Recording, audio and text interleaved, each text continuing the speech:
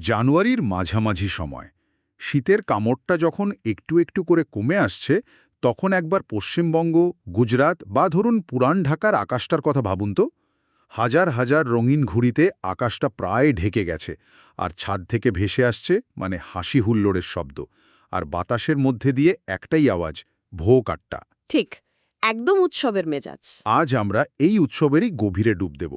আমাদের হাতে যে তথ্যসূত্রগুলো আছে সেগুলো ঘেটে আমরা মকর সংক্রান্তি বা পৌষ পার্বণকে বোঝার চেষ্টা করব। এই উৎসবটা কি শুধুই ঘুড়ি ওড়ানোর আর পিঠে খাওয়ার দিন, নাকি এর পেছনে লুকিয়ে আছে মহাকাশের বিশাল গণিত, ফসলের চক্র আর মানুষের হাজার হাজার বছরের বিশ্বাস? সবকিছুর একটা মেলবন্ধন। চলুন সেই যোগসূত্রগুলোই খোঁজা যাক। আচ্ছা, তাহলে একদম গোড়া থেকে শুরু করা যাক, কি বলেন? হ্যাঁ, সেটাই ভালো। এই যে মকর সংক্রান্তি নামটা তো আমাদের সবারই শোনা, অবশ্যই। আর আমরা জানি যে এটা জানুয়ারির 14 তারিখে হয় সাধারণত। কিন্তু এই সংক্রান্তি শব্দটা, এর মানেটা ঠিক কি?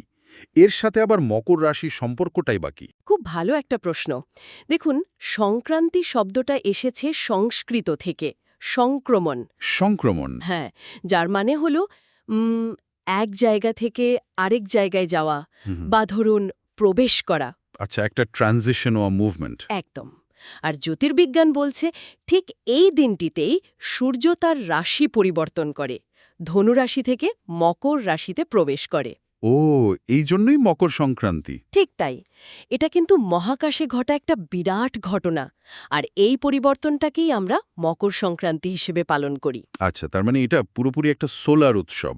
এই জন্যই এর তারিখটা ইংরেজি ক্যালেন্ডারে প্রায় একই থাকে, তাই না? একদম।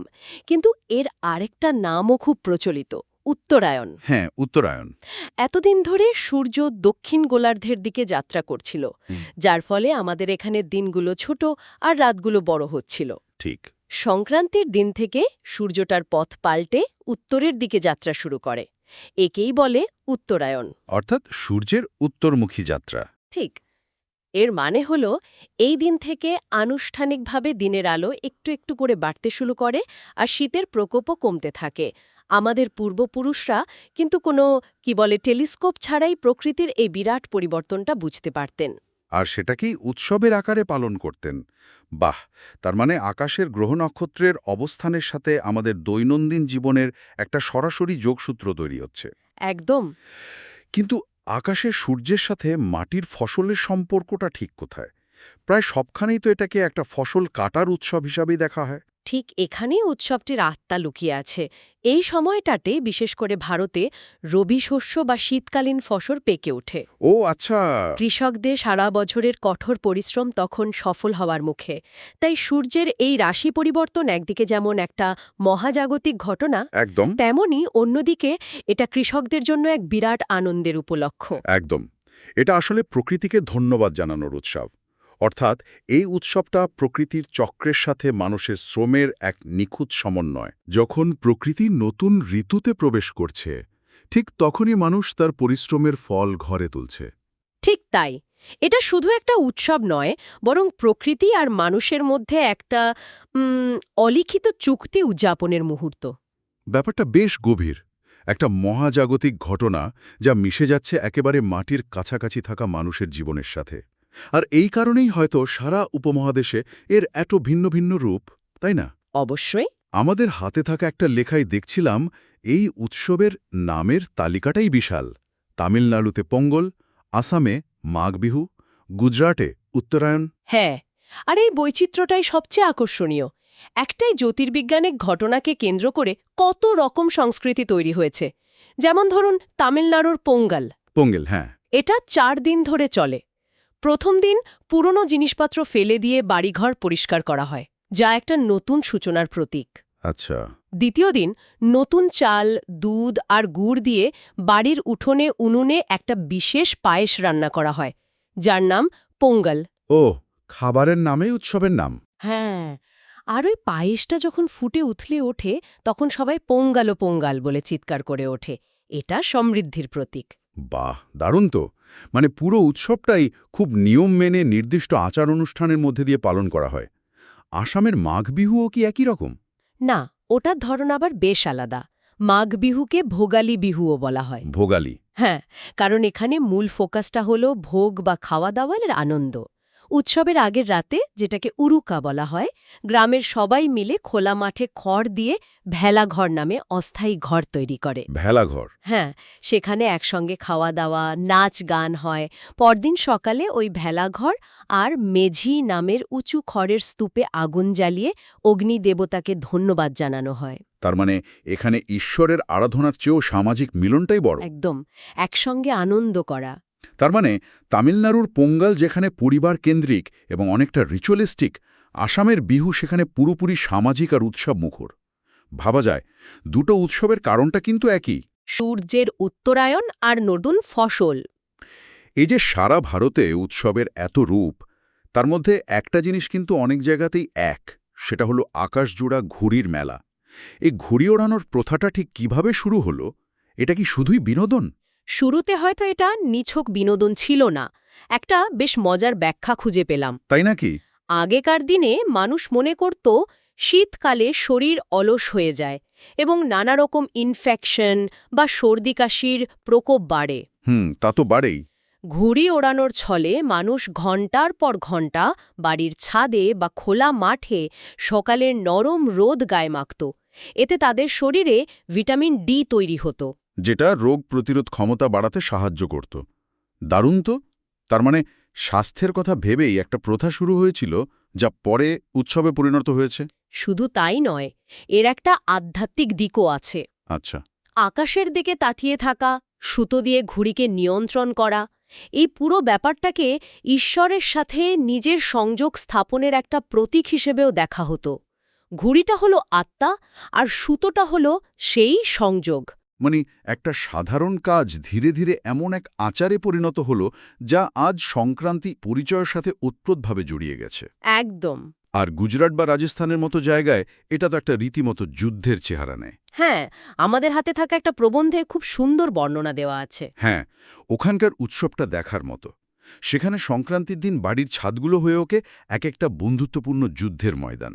প্রতিবেশীরা একে অপরের ঘুড়ি কাটার প্রতিযোগিতায় নামে, আর একটা ঘুড়ি কাটতে পারলেই সমবেত চিৎকার। কাই পোছে। ঠিক! এই জয় পরাজয়, হাসি ঠাট্টা আর খাওয়া দাওয়া মিলিয়ে পুরো পরিবেশটাই অন্যরকম হয়ে ওঠে। আর এই ঘরোয়া প্রতিযোগিতাই আজ গুজরাটের বিখ্যাত উত্তরায়ণ আন্তর্জাতিক ঘুড়ি উৎসবের জন্ম দিয়েছে, যেখানে সারা বিশ্ব থেকে মানুষ অংশ নিতে আসে। সত্যি আন্তর্জাতিক উৎসব। হ্যাঁ, এখানে একটা বিষয় খেয়াল করার মতো। এই যে ঘুড়ি কাটার জন্য মাঞ্জা সুতোর কথা বলা হয়, সেটা কিন্তু সাধারণ সুতো নয়। কাচের গুঁড়ো আর আঠা দিয়ে এই সুতোয় ধার দেওয়া হয়। যাতে অন্য ঘুড়ির সুতো সহজেই কেটে দেওয়া যায়। কিন্তু এটাই তো খুব বিপজ্জনক, বিশেষ করে পাখিদের জন্য। মারাত্মক বিপজ্জনক। আর শুধু পাখি কেন, পরিবেশের জন্য। হ্যাঁ, এই বিষয়টা নিয়ে এখন অনেকেই বেশ সচেতন হচ্ছেন। অনেক জায়গাতেই এখন এই ধরনের ক্ষতিকারক মাঞ্জার ব্যবহার নিষিদ্ধ করার চেষ্টা চলছে। যা খুব দরকারি একটা পদক্ষেপ। তার মানে ঐতিহ্য ও সময়ের সাথে সাথে নিজেকে বদলাচ্ছে। আচ্ছা, এই ঘুড়ির লড়াইয়ের বাইরেও তো উৎসবের আরও অনেক দিক আছে, বিশেষ করে আধ্যাত্মিক দিকটা।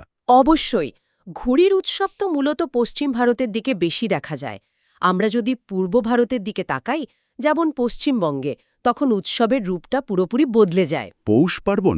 একদম, এখানে এটা পৌষ পার্বণ নামে পরিচিত।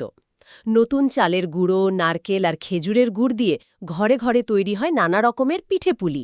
এটা মূলত মাটির উৎসব, ফসলের উৎসব। আর সারা ভারতেই তো তিল আর গুড়ের একটা বিশেষ গুরুত্ব আছে এই সময়ে, তাই না? হ্যাঁ, তিল আর গুড় দিয়ে তৈরি নাড়ু বা মিষ্টি এই উৎসবের একটা কেন্দ্রীয় অংশ। এর একটা প্রতীকী অর্থও আছে। কি রকম? তিল আর গুড় যেমন একে অপরের সাথে মিশে গিয়ে একটা মিষ্টি স্বাদ তৈরি করে, তেমনি এই উৎসবও সমাজে বিভেদ ভুলে গিয়ে মধুর সম্পর্ক তৈরি করার বার্তা দেয়। বাহ! এর একটা আয়ুর্বেদিক ব্যাখ্যাও আছে। শীতকালে শরীরকে উষ্ণ রাখতে তিল আর গুড় দুটোই খুব উপকারী, সুতরাং এর পেছনে বিজ্ঞানও আছে। তাহলে স্বাস্থ্য, বিশ্বাস আর সংস্কৃতি সবকিছু এক সুতোয় বাঁধা, কিন্তু এর আধ্যাত্মিক দিকটা আরও গভীর, তাই না? হ্যাঁ, যেমন ধরুন গঙ্গাসাগরের মেলা। হ্যাঁ, মকর সংক্রান্তির সবচেয়ে বড় আধ্যাত্মিক সমাবেশগুলোর একটা হল পশ্চিমবঙ্গের গঙ্গাসাগর মেলা। লক্ষ লক্ষ মানুষ যান সেখানে। যেখানে গঙ্গা নদী সাগরে মিশেছে, সেই সঙ্গমস্থলে পুণ্য স্নানের জন্য, মানে মানুষের ঢল নামে। বিশ্বাস করা হয় এই বিশেষ তিথিতে পবিত্র নদীতে স্নান করলে সব পাপ ধুয়ে যায়। শুধু গঙ্গাসাগর নয়, প্রয়াগরাজ বা হরিদ্বারেও তো এই দিনে স্নানের বিশেষ মাহাত্ম্য রয়েছে। ঠিক। আমাদের হাতে থাকা একটা তথ্যসূত্রে মহাভারতের একটা খুব আকর্ষণীয় ঘটনার উল্লেখ আছে। বলা হয়েছে, পিতামহ ভীষ্ম ইচ্ছামৃত্যুর বর পেয়েও সরসজ্জায় শুয়ে দিনের পর দিন অপেক্ষা করেছিলেন। হ্যাঁ, করেছিলেন। তিনি দেহত্যাগের জন্য এই উত্তরায়ণের দিনটিকেই বেছে নিয়েছিলেন। কিন্তু কেন? একটা বিশেষ দিনের জন্য এত অপেক্ষা করার কারণ কি ছিল? এটা একটা অসাধারণ প্রশ্ন, যা এই উৎসবের গভীরতাকে আরও বাড়িয়ে দেয়। প্রাচীন বিশ্বাস অনুযায়ী উত্তরায়ণের সময়টিকে বলা হয় দেবতাদের দিন। আর দক্ষিণায়নকে বলা হয় দেবতাদের রাত। একদম। মনে করা হয় উত্তরায়ণের এই ৬ মাস সময়কালে যখন সূর্য উত্তর গোলার্ধে থাকে, তখন স্বর্গের দরজা খোলা থাকে। আচ্ছা, এই সময় যারা দেহত্যাগ করেন তাদের আত্মা জন্মমৃত্যুর চক্র থেকে মুক্তি বা মোক্ষ লাভ করে। ভীষ্ম তাই মোক্ষলাভের আশায় এত কষ্ট সহ্য করেও এই পুণ্যতিথির জন্য অপেক্ষা করেছিলেন। তার মানে এটা শুধু ফসল বা নতুন ঋতুর উৎসব নয়, বরং আধ্যাত্মিক মুক্তি বা মোক্ষ লাভের জন্য একটা অত্যন্ত গুরুত্বপূর্ণ সময়। এটা ভাবতেই অবাক লাগে যে একটা উৎসবের কতগুলো স্তর থাকতে পারে। ঠিক। আচ্ছা, এই ঐতিহ্যটা কি শুধু ভারতেই সীমাবদ্ধ? একেবারেই না। আমাদের গবেষণা করতে গিয়ে দেখলাম এই উৎসবের শিকড় উপমহাদেশ ছাড়িয়েও বহুদূর বিস্তৃত। নেপালে এটা মাঘে সংক্রান্তি নামে পরিচিত। তাই নাকি? ইভেন মায়ানমারে থিংজান, কম্বোডিয়ায় মোহন সংক্রান বা থাইল্যান্ডে সংক্রান নামে যে নববর্ষের উৎসব হয়, সেগুলোরও মূল ধারণা এই সৌর ক্যালেন্ডারের সাথেই যুক্ত। আর সবচেয়ে জীবন্ত উদাহরণ তো আমাদের পাশেই আছে, বাংলাদেশে। ঠিক। হ্যাঁ, পুরান ঢাকার সাকরাইন উৎসবের কথা তো না বললেই নয়। আমাদের হাতে থাকা একটা লেখায় পড়ছিলাম, সেখানকার উৎসবের ধরনটা আমাদের এখানকার থেকে বেশ আলাদা, তাই না? একেবারে। পুরান ঢাকা এই উৎসব সাকরাইন নামে পরিচিত। সেখানে ঘুড়ি ওড়ানোটা একটা প্রতিযোগিতার থেকেও অনেক বড় উৎসব। আরও বেশি বর্ণময়। হ্যাঁ, ছাদ থেকে ঝনশিরিলম বিলহং শব্দে গান বাজে, সন্ধে নামলেই শুরু হয়ে যায় চোখ ধাঁধানো আতশবাজি আর ফানুস ওড়ানো। পুরো আকাশটাই যেন একটা ক্যানভাস হয়ে ওঠে। বাহ! ঘুড়ি, আগুন আর সঙ্গীতের এই মিশ্রণ সাকরাইনকে একটা সম্পূর্ণ ভিন্ন মাত্রা দিয়েছে। এটা এই ঐতিহ্যের আন্তঃসীমান্ত সাংস্কৃতিক প্রভাবের এক চমৎকার উদাহরণ। তাহলে সব মিলে আমরা কি বুঝলাম? মকর সংক্রান্তি একদিকে যেমন সূর্যের পথ পরিবর্তনের মতো একটা নিখাত জ্যোতির্বৈজ্ঞানিক ঘটনা, তেমনি এটা একটা ফসল কাটার উৎসব, একটা বিরাট সামাজিক মিলনক্ষেত্র এবং এক গভীর আধ্যাত্মিক সময়। ঠিক। পশ্চিমবঙ্গের ছাদে ভোকাট্টা চিৎকার থেকে শুরু করে আসামের মেঝির আগুন আর গঙ্গাসাগরের পুণ্যস্নান পর্যন্ত এই উৎসব আকাশের সূর্যকে ফসলের মাঠের সাথে এবং মানুষের আত্মার সাথে জুড়ে দেয়। খুব সুন্দরভাবে বললে। এটা আসলে বিজ্ঞান, বিশ্বাস এবং সংস্কৃতির এক নিখুঁত মেলবন্ধন। একটি মহাজাগতিক ঘটনা থেকে হাজারো ভিন্ন ভিন্ন উদযাপনের জন্ম হয়েছে, যার প্রত্যেকটির নিজস্বতা আছে। হ্যাঁ, কিন্তু সকলের কেন্দ্রবিন্দুতে রয়েছে নবজাগরণ, কৃতজ্ঞতা এবং একাত্মতার অনুভূতি।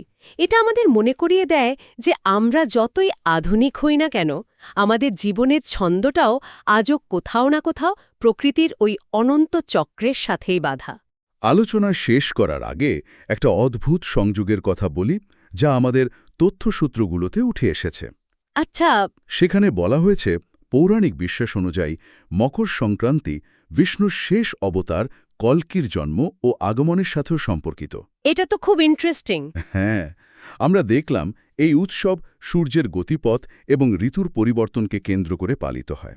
এটা আমাদের ভাবতে বাধ্য করে যে প্রাচীন সংস্কৃতিগুলো হয়তো এই ধরনের মহাজাগতিক ঘটনাকে শুধু ঋতুচক্র বা কৃষিকাজের ক্যালেন্ডার হিসেবেই দেখত না, বরং তারা হয়তো এর মাধ্যমে সময় এবং মহাবিশ্বের বৃহত্তর চক্র সম্পর্কে তাদের ধারণাগুলোকে কাঠামোবদ্ধ করত। একদম। হয়তো তারা ঋতু পরিবর্তনের মধ্যে দিয়ে যুগ পরিবর্তনের ইঙ্গিত খুঁজত। ভাবার মতো বিষয়, তাই না?